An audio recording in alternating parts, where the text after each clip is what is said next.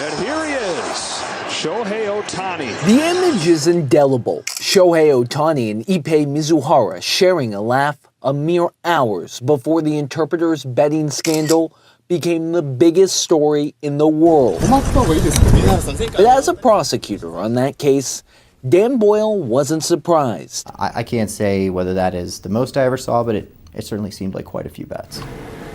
Speaking exclusively to Spectrum News, he peels back the curtain on the massive illegal gambling underworld here in Southern California. The amount of revenue some of these illegal bookmakers had going through every year, well into the millions and in some cases tens of millions of dollars. Before returning to private practice just weeks ago, the former prosecutor had a storied career at the U.S. Attorney's Office with a long history of taking on the House and winning.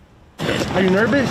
His list of targets ranges from the MGM Grand and the Cosmopolitan to big-time Orange County bookmakers and their bettors like Matthew Boyle, who allowed Ippei to run up a nearly $41 million debt, and Wayne Nix, who prosecutors say facilitated wagers for former Dodger Yasiel Puig, whose case is still pending after he withdrew from a plea agreement. We had taken down some of the largest illegal bookmaking operations, certainly some of the largest in Southern California, potentially some of the largest in the United States. Sports betting of all kinds is illegal in California, even apps like DraftKings and FanDuel. But beyond that, he says unregulated books are operating in the shadows, many of them utilizing offshore websites in places like Costa Rica. They run on word of mouth, and unlike Las Vegas, entice clients by allowing them to bet on credit, meaning they place bet after bet before paying up. There were people that would place bets $200, $300, $1 million on a specific game. So anyone that was winning money, they typically just cut them off. And they would focus on people who are either problem gamblers or simply didn't mind losing money. Orange County has seemingly been a hotbed for illegal sports books, with Nix and Boyer's operations having reportedly included many celebrity clients and sports figures. Illegal gambling was a way into a social circle that they wanted to be part of. Maybe it meant they got to go to cool poker games and deal with people that they'd never get to meet otherwise.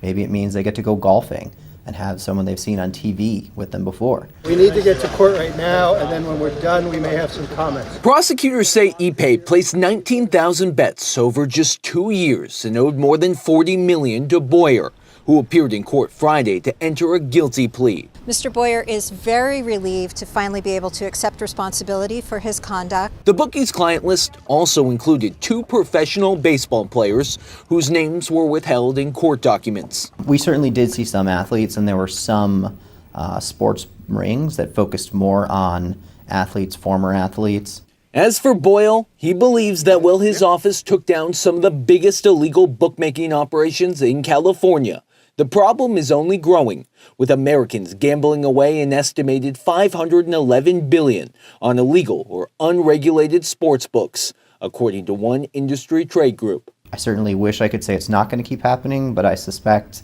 this is something that is going to become increasingly common. It's an old vice, cast in a new light, one that continues to operate in the shadows of Southern California. Thank you for watching our YouTube channel. For more stories in your communities, click the subscribe button right here. You can also download our app or watch us on TV for the latest information, balanced coverage, weather updates every 10 minutes, and more. We'll see you then.